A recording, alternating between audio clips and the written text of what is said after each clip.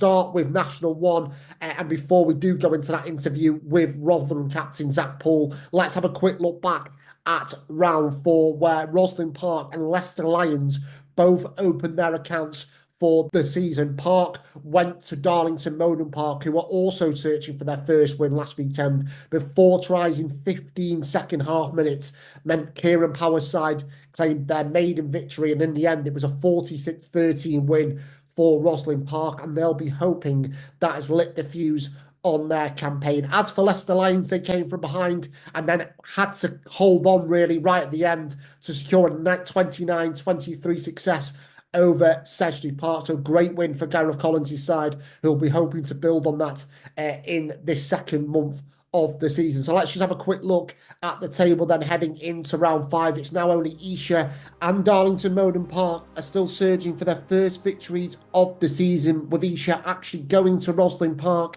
in round five, while DMP go to 7th placed Blackheath. At the top, just 3 teams now with 4 wins from 4. Birmingham Moseley getting past Blackheath 35-13 last time out. Richmond defeated Esher 52-17 away from home, whilst league leaders Rams had an absorbing battle at Shaftesbury Park against Dings Crusaders, but came out 44-36 winners. So the top 3 sides will be looking to maintain that form in round 5. Rotherham Titans were part of that winning pack going into last weekend, but their unbeaten start came to an end at Sale FC. Josh Brown's very, very late try clinching a 21-17 victory for the hosts at Hayward Road. So Rotherham will be looking to bounce back this weekend when they host Dings Crusaders at Clifton Lane. And as we said just previously, it's been a solid start to National One, to life back in National One for Harvey Billions Rotherham after promotion last term.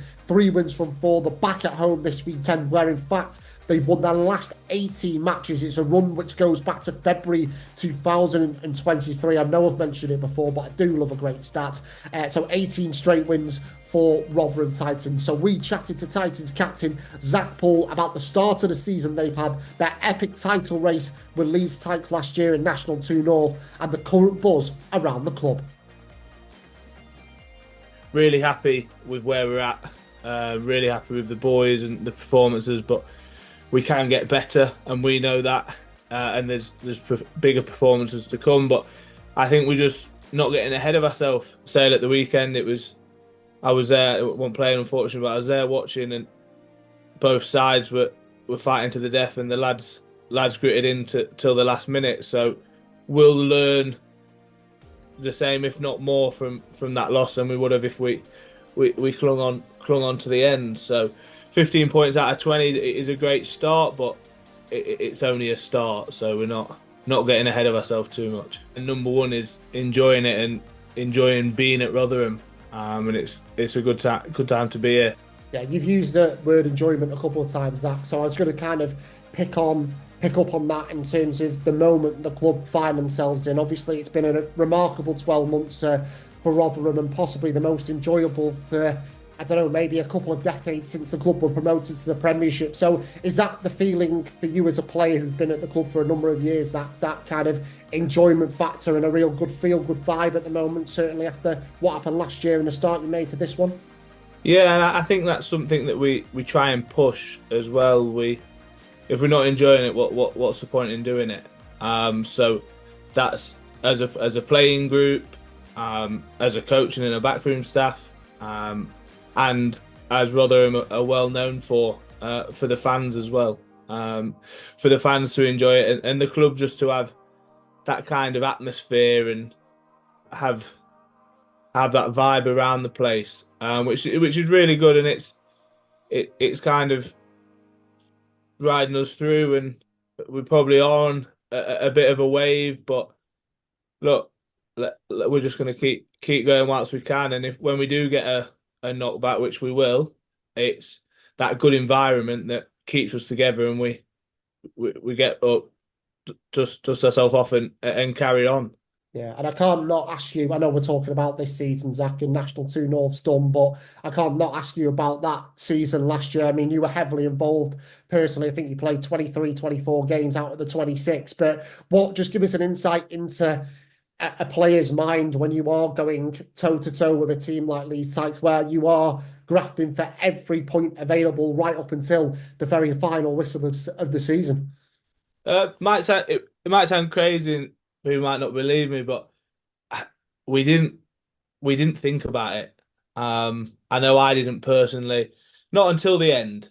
Once we got to the end, it changed drastically, and then we did think about it. We're not going to lie, we did. But throughout the whole season, it wasn't a chase for Leeds. It wasn't a cat and mouse. It was just two great teams going hammer and tong, and we just like this year, and like I said, we just worried about ourselves. We played our game, the game when Leeds come here. We knew that was a massive game, but it didn't change everything. So we just kept playing and kept winning, and then we'd go for the win, and then after we went for the win, we went for the 5 points, and then we'd train hard again, and we'd do the same, and then we'd train hard again, and we'd do the same, and come the last week of the season, I think it was we just picked it on that last week. Yeah, and I was going to ask you as well because it wasn't obviously plain sailing all the time last year, Zach, because obviously you were trying to get the 5 points every week, but there was a change of coaching staff as well. Obviously, Gareth coming in and Harvey, who's still up the club, and we've talked about on the show already in the first few weeks of the season Harvey's experience in rugby, but also his experience with Jersey, and now obviously. Helping the side get promotion to National One in terms of Rotherham last season. Can you just give us an insight into what Harvey has brought to Rotherham over the last 12 months? Because it is nearly exactly a year since he walked through the doors of Clifton Lane. Don't want to make his head too big, but no, I'll just give you one word really. He's just brought clarity. Um, I'll give you two. He's brought clarity and he's brought structure, which we had before, or we thought we had before, but that's now looked at with a fine tooth comb, and you can see the difference, and you can probably feel the difference as a player. You go out on that pitch knowing exactly what you have to do and what your job is, and that as long as if we all do our individual jobs, then we'll be in a good spot by the end of it. Yeah, I don't think it's any secret, and I don't think Harvey will mind me saying we train as we play, and that echoes itself on a Saturday.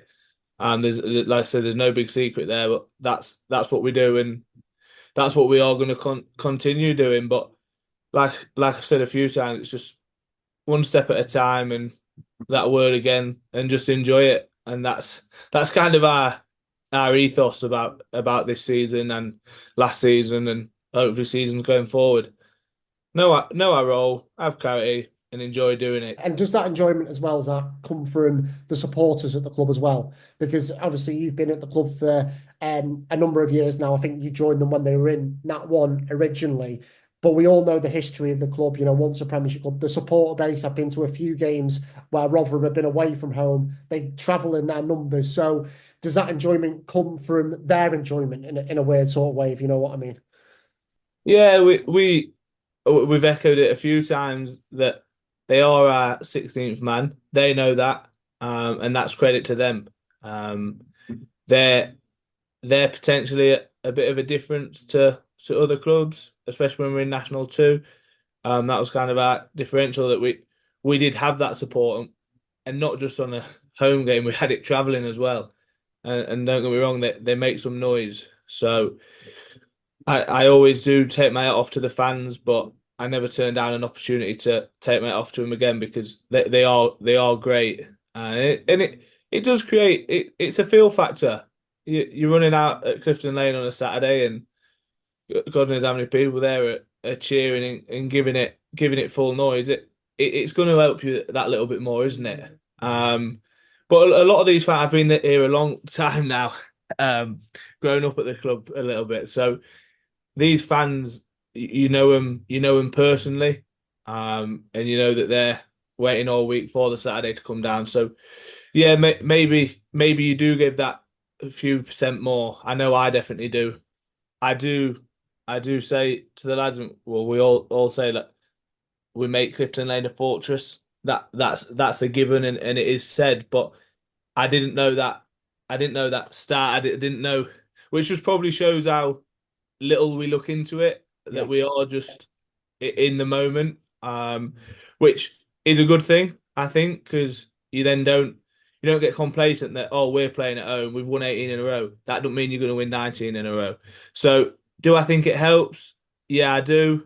Do I get too caught up on it? No, not at all.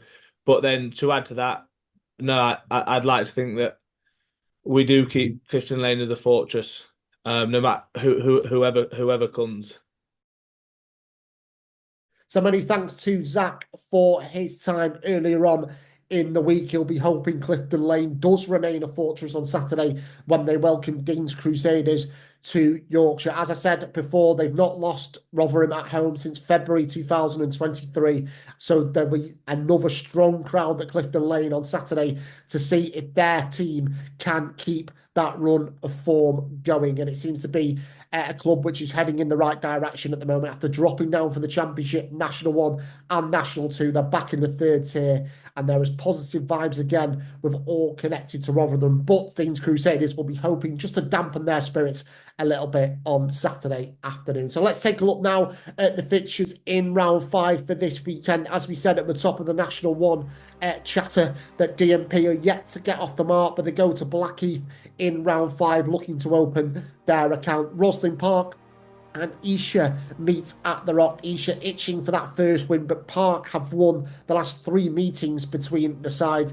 Richmond versus Sale is a really intriguing game, a brilliant couple of weeks for Richmond. 16 tries they've scored in their last 2 games against DMP and Esher, but this is a very different sort of challenge against the Sale FC side, who will head to the capital in good spirits after last week's late win over Rotherham. And speaking of Rotherham, of course, we've highlighted their fixture against Dean's Crusaders. Rams versus Leicester Lions will be a special afternoon for the hosts at Old Bath Road. They are celebrating their centenary year with this fixture, and they'll be looking to do so with a 5th straight bonus point win.